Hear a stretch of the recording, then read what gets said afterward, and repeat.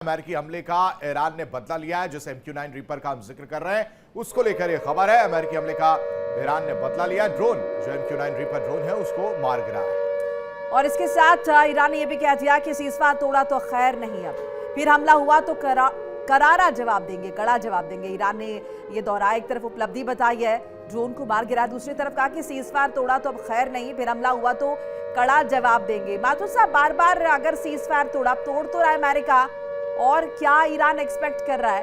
क्योंकि यहाँ पर तो ऐसा लग रहा है, भले ईरान ये कह रहा है कि अब अगर हमला हुआ तो करारा जवाब देंगे, लेकिन ना वो हिमाकत तो अमेरिका कर ही रहा है, लेकिन ईरान ना उस तरीके से रेसिप्रोकेट नहीं करा। अब इसे क्या देखे कि ईरान दबाव में है? देखिए, ऐसा है कि ईरान के अंदर जो IRGC नाम का संगठन है, जो सेना है उस समय उनकी, उसके अंदर भ्रष्टाचार टॉप लेवल पे बहुत ज्यादा हो गया है। तो अभी कुछ दिन पहले उन्होंने, मतलब कुछ दिन के 1-2 दिन पहले ही उन्होंने 10 कमांडर लेवल के लोगों को निकाला है, अरेस्ट किया है। क्यों? क्योंकि उन्होंने गवर्नमेंट की, मतलब IRGC की संगठन की मर्जी के खिलाफ एक ड्रोन का अटैक किया। ड्रोन अटैक करने से जो स्ट्रेटेजी थी वो डिस्टर्ब हो जाती है। कभी आप बीच में कुछ गड़बड़ कर बैठते हैं, सैनिक गड़बड़ गलती करते हैं तो गड़बड़ हो जाती है। अब उनको अरेस्ट किया गया है। कारण इसमें कैसा है कि IRGC के सामने वहां पैसे की तंगी शुरू हो गई है। पैसा नहीं है तो पैसा कैसे मिले, तो वो पैसा कमाने के रास्ते ढूंढ रहे हैं। तो ये सब चीजें इस कारण से हो रही है। ये ठीक वैसी स्थिति बन रही है जैसे इराक के अंदर सद्दाम हुसैन के समय जब शासन के था तो ऐसी हालत हो रही थी, ईरानी सैनिकों के पास पैसा नहीं था, तो जो जाते थे उनको टोल टैक्स लेते थे, उनसे कर्जा चलाते थे, सरकार उनको पैसा नहीं दे रही थी। ये स्थिति ईरान के अंदर बन रही है। अब ऐसे में ईरान कहे कि मैं साहब तबाह कर दूंगा, ये कर दूंगा, तो ऐसा है कि सबसे बड़ी सोचने की बात यह है कि अमेरिका जहाज लेकर खड़ा है, और जो उसने जो अरब कंट्रीज में उसके जो बेस हैं उनको यूज करना उसने भी बंद किया है कि अब हम बेस से यूज नहीं करेंगे, हम अपने शिप से अटैक करेंगे, और अटैक कर रहा है वो। और दूसरी एक बड़ी चीज यहाँ पे सोचने वाली ये है कि अमेरिका का एक भी सैनिक, जो आर्मी जिसको कहते हैं ना, वो वहां डिप्लॉय नहीं हुई है, और वो मरा भी नहीं है उसमें से एक भी। हाँ, अगर जिस दिन कोई अमेरिका का सैनिक के ऊपर हमला हो गया या घायल हो गया या मर गया, तो ये दुनिया के सामने अमेरिका को, डोनाल्ड ट्रंप को अमेरिका में जवाब देना मुश्किल पड़ेगा कि हमने सैन्य तबाह कर दी है। हाँ, आर्थिक नुकसान हो रहा था कि वो जहाज गिर गया, इतने अरब रुपए का जहाज चला गया, वो सब ठीक है, वो तो क्या अमेरिका के अंदर सैन्य लड़ाई होगी तो खर्चा होगा, अमेरिका के अंदर सीट चली जाती है। अब दूसरी पॉलिटिकल पार्टी आएगी तो वो और ज्यादा खर्चा कराएगी, इसलिए वहां ये सब बातें चर्चा के विषय नहीं होते। अब यहाँ सोचने वाली बात यह है कि ईरान धमकी दे रहा है, सच्चा एक शांति समझौता की वार्ता जब आ रही है तो उस पर वर्णन करना चाहिए बैठ के। ठीक है, तुमको अगर एटम बम नहीं बनाना है तो बोल दो, डिक्लेयर कर दो एटम बम नहीं बनाना, तो बाकी तो बना ही नहीं ना आपको। इलेक्ट्रिसिटी तो पैदा कर सकते हो, आज जितना आपके पास यूरेनियम एनरिच्ड है उससे आप इलेक्ट्रिसिटी तो पैदा कर सकते हो, तो वो काम कर सकते हो, शांति यूज उससे कर सकते हो। वैसे भी आप अगर आपकी उद्देश्य अगर बम बनाना ही है तो फिर आपका तो ऊपर सैंक्शन लगने चाहिए। हम भी समर्थन करेंगे इस बात का, क्यों कोई किसी देश को एटम बम बनाने की अनुमति दी। जी, लेकिन माथुर साहब, इसमें एक बड़ी चीज जिसका आप लोग लगातार पहले भी जिक्र करते रहे, वो विश्वास, कि अमेरिका पर विश्वास कैसे किया जाए। ईरान अगर सब कुछ अपना सौंप दे अमेरिका को, और उसके बाद अमेरिका अपनी बात से पलट जाए, या फिर अमेरिका वापस सत्ता परिवर्तन करे, या फिर वो जो कब्जा करने की जो नियत डोनाल्ड ट्रंप समय समय पर दिखाते रहे हैं वो अगर हो जाए। बहरहाल ईरानी अवाम के ट्रंप नेतन्याहू को खुली चुनौती जो है वो सामने आई है। तेहरान के इनकलाब स्क्वायर पर जमकर नारेबाजी हुई है। ईरानी लोगों ने सरकार और सेना का समर्थन किया है। हजारों लोगों की भीड़ ने जमकर विरोध प्रदर्शन किया है। अमेरिका और इसराइल के खिलाफ जमकर नारेबाजी जो है देखने को मिली है।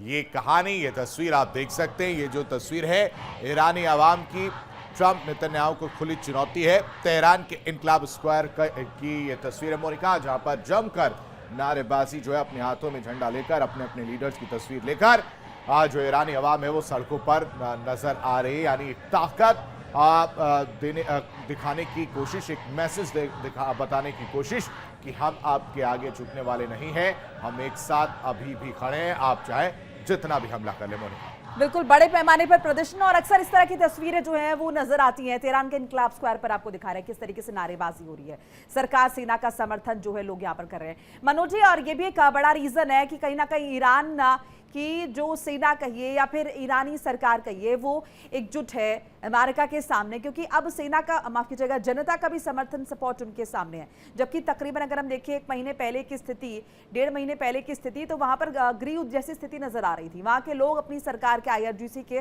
खिलाफ खड़े थे, लेकिन अब उन्हें नजर आ रहा है कि कहीं ना कहीं उनके अस्तित्व पर खतरा ना मंडराने लगे, अमेरिका इसराइल उनको ही नक्शे से ना मिटा दे। जिस तरह से टाइम टू टाइम हम देख रहे हैं कि सीज फायर के दौरान भी अमेरिका ने किसी न किसी रूप पे प्रोवोक कर रहा है और हमला भी किया, जैसे कल भी किया था। तो स्वाभाविक है कि वहाँ के लोगों के लिए यूनिटी हो और इसको शो करे, ताकि अमेरिका को ये ना लगे कि वहाँ के लोग जो है ईरान के और आईआरजीसी के खिलाफ है। तो एक सहानुभूति देना, अपने मोरल बूस्ट करना जवान को। तो इसी तरह का जो है हम लोग देख रहे हैं शुरू से ही, जब से ये युद्ध शुरू हुआ है। अब अमेरिका के हाथ में है कि अब उसको क्या करे। ऐसा लग रहा है कि ट्रम्प जो है फंसता हुआ दिख रहा है। जिस तरह से इजराइल से भी जो है प्रेशर हम लोगों ने देखा कि नेतन्याहू के साथ ट्रम्प की वार्ता हुई थी और उसमें युद्ध करने के बाद प्रेशर दिया था अमेरिका पे कि आप युद्ध कंटिन्यू कीजिए, जब तक जो है इकोनॉमिक तौर पर जो है ईरान और डैमेज नहीं होता है, तब तक युद्ध कंटिन्यू रखना चाहिए, क्योंकि ईरान से ही जो है इजराइल को सबसे ज़्यादा खतरा होता है। तो ऐसा लग रहा है कि जिस तरह से इब्राहिम अकॉर्ड की बात कही जा रही है, ये जो है ट्रम्प जो है ये सोच रहा है कि कम से कम इसमें भी अगर अचीवमेंट मिल जाता है और कुछ कंट्रीज, ईरान और भी कंट्रीज जो है सऊदी अरब अगर शामिल हो जाता है, तो अपने ऑडियंस को, चाहे अपने पार्लियामेंट में, सीनेट में, वो ट्रम्प के लिए बोलने के लिए हो जाएगा कि ये मैंने अचीव किया है और ये ओबामा जी अपने टेन्योर में ये अचीव नहीं कर पाए। ऐसा लग रहा है कि इस युद्ध में अब ट्रम्प घिरता जा रहा है, कुछ अचीवमेंट उसको दिख नहीं रहा है। जिस तरह से उनके दावे थे, वादे थे लोगों को कि हम ओबामा या रिपब्लिकन ने जो भी वार्ता किया था तेहरान से, उसके हम ज़्यादा हम अचीव करेंगे इस बार। ऐसा लग नहीं रहा है कि अमेरिका जो है जीत रहा है। और जिस तरह से यूनाइटेड नेशन के चीफ ने भी कहा है कि सभी कंट्रीज़ को दूसरे कंट्रीज़ के सॉवरेनिटी पे ज़रूर जो है ध्यान देना चाहिए, रक्षा करना चाहिए। सभी कंट्रीज़ रिस्पेक्ट करो, यूएन चार्टर का रिस्पेक्ट करना चाहिए। इससे जो है हम शांति और ट्रेड और सिक्योरिटी की भावना जो है लोगों में आ सकता है। जिस तरह से रशिया ने भी जो है यूक्रेन पे जिस तरह से हमला किया है और इंटेंसिफाई करने की बात कही गई है, इससे माथुर लग रहा साहब, है कि लेकिन आप जैसा कि मनोज सर भी इशारा कर रहे हैं, अब आप समझिए कि अगर सड़कों पर लोग नजर आ रहे हैं, प्रदर्शन कर रहे हैं, ये एकजुटता और ये प्रदर्शन कितना बड़ा बदलाव कर सकती है और कितना मनोबल बढ़ा सकती है। क्योंकि इससे पहले जिसका जिक्र मोनिका ने किया, दो खेमों में जो है ये ईरानी जनता बढ़ती हुई नजर आई थी, वो तस्वीर भी हमने शुरुआत में देखी थी।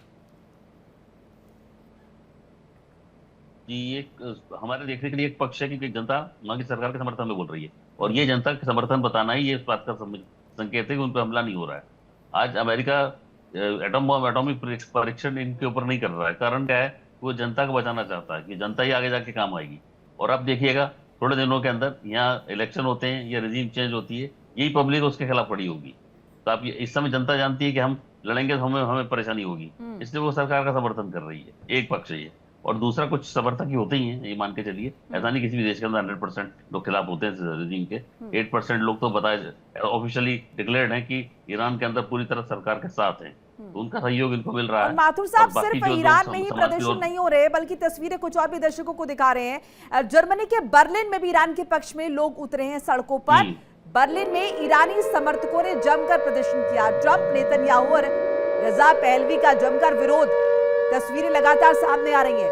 तस्वीरें सिर्फ ईरान से नहीं बल्कि अलग अलग जगहों से आ रही हैं। जर्मनी के बर्लिन में भी ईरान के पक्ष में लोग उतरे हैं। तस्वीरें आशीष, किस तरीके से लोग बड़े पैमाने पर उतरे हैं सड़कों पर? आप ये देखिए तस्वीरें मोनिका, आप ध्यान से अगर देखेंगी तो जो पोस्टर्स है उनको पैरों तले रौंदा जा रहा है, और उसमें कौन नजर आ रहा है? नेतन्याहू नजर आ रहे हैं, डोनाल्ड ट्रंप नजर आ रहे हैं, और रजा पहलवी की तस्वीर है जिसको पैरों तले रौंद कर ये मैसेज दिया जा रहा है कि जो ये युद्ध है, युद्ध भड़काने का जो काम किया गया है, जो तस्वीरें निकल कर सामने आ रही, चाहे वो गाजा की तस्वीर हो, चाहे दक्षिण लेबनान की हम अगर बात करें, या फिर ईरान की अगर हम बात करें, जिस तरह से हमले हो रहे हैं वहां पर जो हालात है उसको लेकर ये नाराजगी है। अब इस पोस्टर को आप ध्यान से देखेंगे तो पीछे जो है एक जब न्यूक्लियर अटैक होता है या एटम बॉम्ब का प्रयोग किया जाता है तो उसके बाद से जो धुआं निकलता है उस तरह की तस्वीर दिखाई गई है।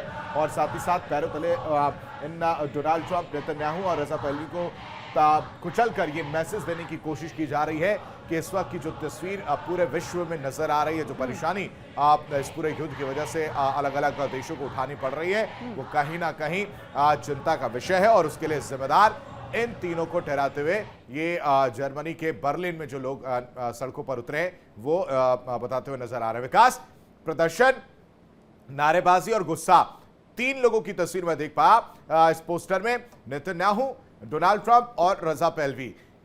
क्या वाकई ये तीन ही जिम्मेदार हैं और ईरान की इसमें भूमिका बिल्कुल भी नहीं है? देखिए इंडिया डेली 24/7 अब आपकी स्मार्ट टीवी पर। इंडिया डेली मौजूद है सभी डिजिटल प्लेटफॉर्म पर लाइव और लगातार। इंडिया डेली 24/7 हर दिन राष्ट्र को समर्पित।